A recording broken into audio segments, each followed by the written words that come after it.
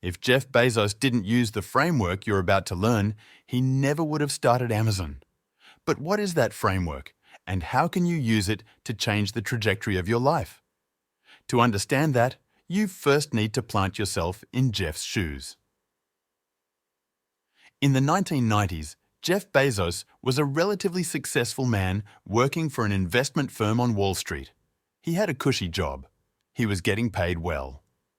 But every week, Bezos would meet with his firm's founder, David Shaw, and the two would engage in a brainstorm session. And increasingly, they couldn't help but notice that an emerging technology was taking the world by storm: the Internet. Bezos noticed that the Internet had been growing by leaps and bounds. Between 1993 and 1994 alone, the number of bytes transmitted on the web increased by over 2,000 times. Things just don't grow that fast, Bezos said, according to Brad Stone's book, The Everything Store. So Bezos concluded that he absolutely had to capitalize on this emerging trend.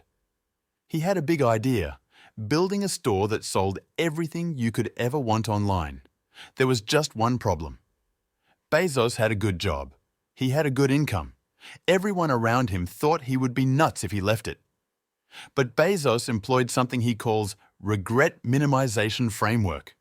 And it goes like this. On your deathbed, looking back at your life, are you going to regret the decision you make today? In the mind of Bezos, the only regret he'd have would have been not trying to build Amazon.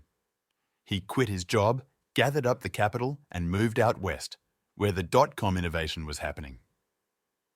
Amazon started selling books at first, and the rest is history.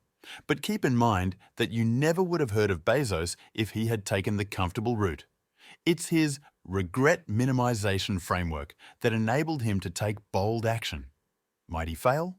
Possibly. But he also knew that if Amazon failed, he wouldn't have regretted seizing the opportunity when it seemed so ripe. To make regret minimization work for you, ask yourself 3 questions.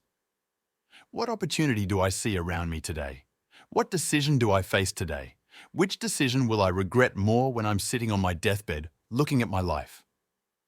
Really project yourself into your future deathbed. Imagine many of your troubles are past you. You can look at your life dispassionately, ignoring the fears that formerly paralyzed you. And ask yourself, what would you do? This framework removes emotions and gives yourself permission to be bold. It's not a guarantee you won't fail, but it's a guarantee your life is about to get a lot more interesting. For more insights like this from some of the top minds in the world of wealth, subscribe to Maps to Millions today.